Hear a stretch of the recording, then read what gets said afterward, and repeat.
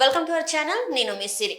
YCP నేతలలో అంటే నేతల కుటుంబాల్లో రాజకీయాలు కొత్త మలుపులు తిరుగుతున్నాయి. అంటే వాళ్ళ కుటుంబ సభ్యులే వాళ్ళకి వ్యతిరేకంగా మాట్లాడుతున్న సందర్భాలను అయితే ఇప్పుడు మనం చూస్తున్నాం. ఇక్కడ చూస్తున్నట్టయితే అంబటి రాంబాబు వాళ్ళ అల్లుడు ఏం మాట్లాడుతున్నారు అంటే, గతంలో చూస్తున్నట్టయితే ఆ ముద్రగడ గారి కూతురు మాట్లాడడం జరిగింది. అండ్ వైఎస్ షర్మిల గారు కూడా మాట్లాడారు. ఇప్పుడు లేటెస్ట్ గా అంబటి రాంబాబు గారు అల్లుడు కూడా మాట్లాడుతున్నారు. అసలు ఏం మాట్లాడుతున్నారు ఏంటనేది ఇప్పుడు చూద్దాం. సో ఈ అంశాన్ని మనకు వివరించడానికి అంటే దాని మీద విశ్లేషణ చేయడానికి మనతో పాటు ఉన్నారు ప్రముఖ senior journalist doctor Durga Vadlamani గారు. నమస్కారం మేడం. నమస్తే మేడం, ఇప్పుడు చూస్తున్నట్టయితే వైసీపీ నేతల కుటుంబాలలో అంటే మలుపులు అంటే సపోర్ట్ కి కాకుండా వాళ్ళు ఏంటంటే యాంటీగా మాట్లాడడం జరుగుతుంది. మనం చూస్తున్నాం. కొంతమంది మన ముఖ్యమంత్రి గారి చెల్లెల్ని తను ఎలా మాట్లాడుతుందో చూసాము. అండ్ ముద్రగడ గారి కూతురు.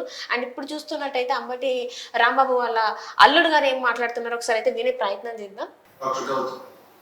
నేను ఇప్పుడు sitting MLA and minister Ambati Rambabu, అది నా దురదృష్టం. ఎవరైనా తెలియదు. బట్ ఈ వీడియో చేయాలా లేదా అని నేను చాలాసార్లు ఆలోచించి చేయడం నా బాధ్యత అని అనుకున్న తర్వాత నేను ఈ వీడియో చేస్తున్నాను. అంబటి రాంబాబు అంత నీచుడు, నికృష్టుడు, దరిద్రుడు, శవాల మీద పేరాలు ఎదుర్కొనే రకాన్ని నేను నా జీవితంలో చూడలేదు. రోజు పొద్దున్నే దండం పెట్టుకునేటప్పుడు ఇంత నీచుడు ఇంకొకసారి నా లైఫ్లో ఇంట్రడ్యూస్ చేయకు స్వామి అని ఇప్పుడు కోరుకుంటూ దండం పెట్టుకుంటుంటా. అంత భయంకరమైన వ్యక్తి. ఎందుకు ఇప్పుడు చెప్తున్నానంటే, తను పోటీ చేయబోయే పోస్ట్ అన్నట్టు ఏ పోస్ట్కి అయితే మంచితనం, మానవతా విలువలు, కనీసం బాధ్యత ఉండాలో వీటిల్లో అందరికీ 100% అందరికీ అన్ని ఉండక్కర్లేదు. 0.001% కూడా లేని వ్యక్తి అమ్మటం. ఇలాంటి వ్యక్తికి ఓటేసేటప్పుడు మనకు తెలియకుండానే కొన్నిటిని మనం ప్రోత్సహిస్తున్నట్టు. ఎలాంటి వాటిని? ఎవరైతే నిస్సిగ్గుగా ఎంత పెద్ద గొంతేసుకొని ఎంత పెద్ద అబద్ధాన్ని అరిచినా సరే దాన్ని నిజం చేయొచ్చు అన్న కాన్ఫిడెన్స్ తో బతుకుతారో సమాజంలో, అలాంటి వాళ్ళకు ఓటేస్తున్నట్టు. ఎంత లేని పనైనా చేసి చాలా హుందాగా బతకచ్చు సమాజంలో అని అనుకునే వాళ్ళకి ఓటేస్తున్నట్టు. ఏదైనా చేసి సిగ్గు లేకుండా సిగ్గులేని తనాన్ని ప్రోత్సహించవచ్చు అని అనుకునే వాళ్ళకి మనం ఓటేస్తున్నట్టు. ఇలాంటి వాళ్ళకి ఓటేస్తే ఇవే సమాజం యొక్క తలరాతలాగా మారి రేపు సమాజం కూడా ఇలానే తయారవుతుంది. దీన్ని ప్రజలు గమనించి సరైన ఓటుతో, సరైన బాధ్యతతో ఓటేసి సరిగ్గా నాయకుడిని ఎంచుకుంటారని ఆశిస్తూ. సో మేడం, ఇప్పుడు చూసారు కదా వాళ్ళ సన్నిలా అంటే అల్లుడు మాట్లాడుతున్నారు. తను పరిచయం చేసుకోవడమే అంబటి రాంబాబు అల్లుడిని, ఇది నా దురదృష్టం అని చెప్పేసి తను మాట్లాడడం జరిగింది. ఇంకొకటి ఏంటంటే, శవాల మీద పేలాలు ఏరుకునే మనిషి అండ్ నిస్సిగ్గుగా చెడు చేస్తూ కూడా నేను గట్టిగా మంచి చేస్తున్నా అని చెప్పే మనిషి అని చెప్పేసి తను మాట్లాడడం జరుగుతుంది. అసలు దీని మీద మీ స్పందన ఏంటి మేడం? ఈసారి మనం రాజకీయాలు చూసుకుంటే ఈ 2024 ఎన్నికలు చాలా ప్రత్యేకంగా ఉన్నాయి. మామూలుగా ఎప్పుడు మేము మంచి చేసామో చెడు చేసామో ఏదైనా కూడా చెప్పుకుంటూ రాజకీయ నాయకులు వెళ్ళి వాళ్ళ ప్రచారం కొనసాగిస్తారు. కానీ ఇక్కడ అందుకు భిన్నంగా ఫస్ట్ సునీత గారు, షర్మిల గారు బయటికి రావడం, తర్వాత ఒక నాయకుడి భార్య విడిగా పోటీ చేశారు. అతను రాసలీలలు తట్టుకోలేక, అది కూడా ఆంధ్రప్రదేశ్లోనే జరిగింది. ఆ తర్వాత మీరు చెప్పినట్టుగా మొన్న ఈవిడెవరు మన ముద్రగడ పద్మనాభం గారు అమ్మాయి వచ్చారు. నిన్నను షర్మిల గారు వాళ్ళ అన్నగారికి ఒక అద్దం బహూకరించారు. అవన్నీ తర్వాత మాట్లాడుకుందాం. ఇప్పుడు ఇవాళ నిన్నను కొత్తగా ఈ అంబటి రాంబాబు అల్లుడు గారు డాక్టర్ గౌతమ్ చదువుకున్న వ్యక్తి, సంస్కారం ఉన్న వ్యక్తి అని అర్థమవుతుంది. మామూలుగా ఇంట్లో వాళ్ళు ఎలా ఉన్నా పట్టించుకోకుండా రాజకీయాలే ముఖ్యం అనుకునే వాళ్ళనే మనం చూస్తున్నాం. కానీ ఈసారి కొత్త తరహాగా ఉంది ఎన్నికలు, ఈ రాజకీయాలు కూడా. అంటే ప్రతి వాళ్ళ చెడు మీద మంచి పోరాటంగా మనం చెప్పుకోవాలి. ఇంట్లో కుటుంబ సభ్యుల్లో ఉండే చెడును బయటకు తీసుకొస్తున్నారు. ఇది అసలు దీన్ని ఎలా తీసుకోవాలో కూడా అర్థం కావట్లేదు. అంటే ఒక మంచి పరిణామం ఇది. ఇప్పుడు ఆయన అదే చెప్తున్నారు, మీరు ఎవరినైనా ఎన్నుకోండి, రాజకీయాల్లో కనీసం కొద్దిగా మానవత్వం, కొద్దిగా మంచితనం, కొద్దిగా నిజాయితీ, ఈ 3 ఉండాలి ఒక రాజకీయ నాయకుడికి. అవి కొరవడ్డాయి మా మావగారిలో. అసలు నేను ఆయన అల్లుడుగా అవ్వడం నా దురదృష్టం. నేను రోజు దేవుణ్ణి ప్రార్థిస్తున్నాను, వచ్చే జన్మంటూ ఉంటే ఇలాంటి ఇలాంటి మావగారు నాకొద్దు, ఇలాంటి వాళ్ళకి నేను అల్లుడు కాకూడదు అని. కానీ ఇక్కడ మనం మెచ్చుకోవాల్సిన అంటే అంబటి రాంబాబు కూతుర్ని ఆయన ఏం అనలేదు. అంతవరకు మనం సంతోషించాలి. రెండోది ఏంటంటే, ఆయన చెప్పేది నిస్సిగ్గుగా ఆయన గట్టిగా గొంతేసుకుని అబద్ధాన్ని నిజం చేసే ప్రయత్నం చేస్తారు అని ఆయన ఖచ్చితంగా చెప్తున్నాడు. అంటే ఎంత మావగారిని ఆయన కూలంకషంగా అంటే చాలా పిన్ పాయింట్ గా ఆయన అబ్జర్వ్ చేసి ఆయన అభిప్రాయాన్ని వ్యక్తపరుస్తున్నాడు. అది కూడా కరెక్ట్ గా ఎన్నికలు వారం ఉన్నాయనగా ఆయన బయటికి రావటం అనేది చాలా పెద్ద విషయం అది. ఎందుకంటే మనసులో మదన పడుతూ అయ్యో పరువు పోతుందేమో, నేను బయటకు వస్తే ఎంతైనా నేను ఒక రాజకీయ నాయకుడు అల్లుడిని అలా అనుకోకుండా ఒక డాక్టర్గా, అంటే ఒక చదువుకున్న వ్యక్తిగా ఈ పౌర సమాజంలో తన బాధ్యతను ఆయన గుర్తుంచుకుని బయటకు వచ్చి ఈ రకంగా మాట్లాడటం అనేది చాలా మంచి విషయం. సో దీన్ని ప్రజలు గుర్తించి ఆయనకి అంబటి రాంబాబుకి, మనం మొదటి నుంచి చెప్తున్నాం అంబటి రాంబాబు క్యారెక్టర్ ఏంటో, అతను ఎలాంటి వాడో, ఈ రోజు ఆయన ఇంటి మనిషి బయటకు వచ్చి మాట్లాడడంతో మనం చెప్పేది కరెక్టు అంటే నాట్ ఓన్లీ మీడియా, ప్రజలకు కూడా ఒక అవగాహన వస్తుంది, మీడియాలో చెప్పేది కరెక్ట్ అంబటి రాంబాబు గురించి అని. సో దీన్ని ప్రజలు గుర్తించి వాళ్ళు ఓటు హక్కును వినియోగించుకోవాలి.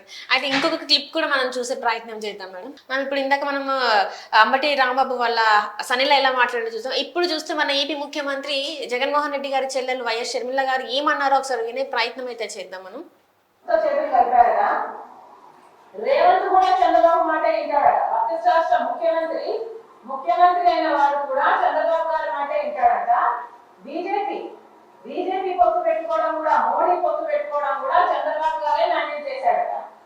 అంటే చంద్రబాబు గారు ఎంత పవర్ఫుల్ అయ్యారో, ఎంత పవర్ఫుల్ గా జగన్మోహన్ రెడ్డి గారు ఊహించుకుంటున్నారో, ఎంత పవర్ఫుల్ గా ఆయనను పెద్ద చేసి చూపిస్తున్నారో ఒకసారి అందరూ గమనించాల్సిన విషయం. నాకు భయం వేస్తుంది జగన్మోహన్ రెడ్డి గారి మెంటల్ స్టేట్ గురించి. ఇది ఒక ఆబ్సెషన్ లాగా తయారవుతుంది జగన్మోహన్ రెడ్డి గారు. ఏదైనా చంద్రబాబే కాదు, ఏదైనా కూడా anything negative happens to him చంద్రబాబే కాదు. షర్మిల చంద్రబాబుతో చేతులు కలిపింది, సునీత చంద్రబాబుతో చేతులు కలిపింది, రేవంత్ అయినా మోడీ అయినా ఇంకొకరైనా ఎనీబడి చంద్రబాబే కాదు. జగన్మోహన్ రెడ్డి గారు నాకు భయం వేస్తుంది. మీరు అద్దంలో ముఖం చూసుకుంటే మీ ముఖం కనిపిస్తుందా, మీకు చంద్రబాబు గారి ముఖం కనిపిస్తుందా? ఒకసారి పరిశీలన చేసుకోండి. మీకు ఎందుకు ఇంత చంద్రబాబు గారు పిచ్చి పట్టిందో జనాలకు సమాధానం అవసరం. ఎందుకంటే అర్థం కావటం లేదు. సునీత ఇంత గట్టిగా ఈ రోజు న్యాయం కోసం కొట్లాడుతుంటే మీరు చెప్పాల్సిన సమాధానాలు ఈ రోజు వరకు చెప్పడం లేదు. చెప్పకపోగా చంద్రబాబుతో మేము చేతులు కలిపామని చెప్తున్నారే, మీరెందుకు మీ గురించి సమాధానం చెప్పడం లేదు? సాక్షి టీవీలో, సాక్షి ఛానల్లో హార్ట్ అటాక్ అని ఎందుకు రాశారు?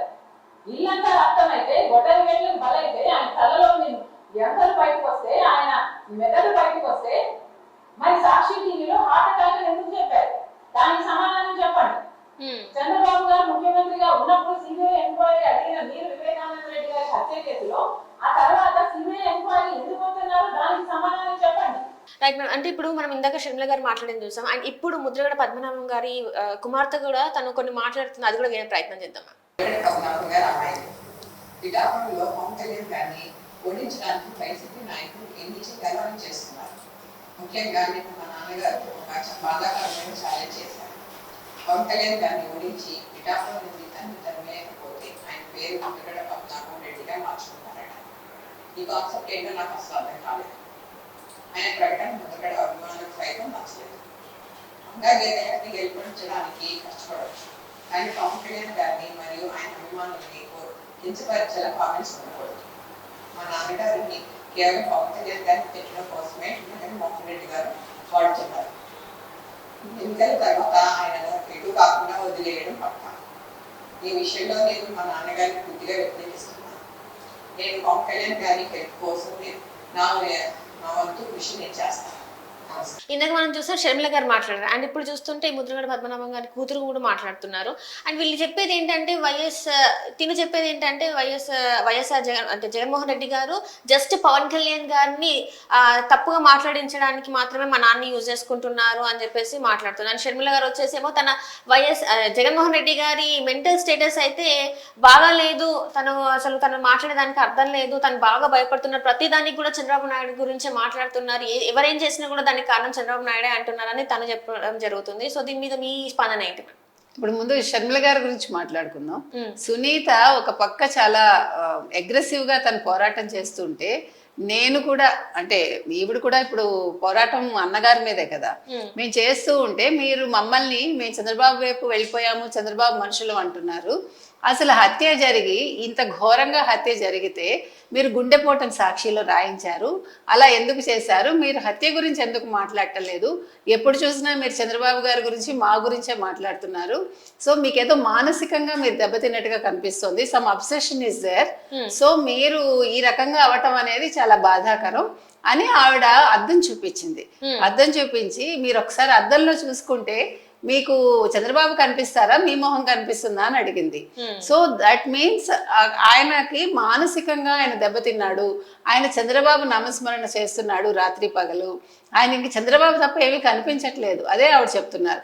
సో ఇప్పుడు జగన్మోహన్ రెడ్డి చేయాల్సిన పని ఏంటంటే, ఇవ్వగలిగితే చెల్లెళ్ళకి ఆన్సర్ ఇవ్వాలి. లేదు ఆయన ఒక డాక్టర్ని సంప్రదించాలి, ఎవరైనా మానసిక వైద్యుల్ని సంప్రదించాలి. అది ఆవిడ చెప్తున్నారు. ఇక మనం ఈవిడ ముద్రగడ పద్మనాభం గారి అమ్మాయి విషయానికి వస్తే నిన్న కూడా చెప్పుకున్నాం మనం.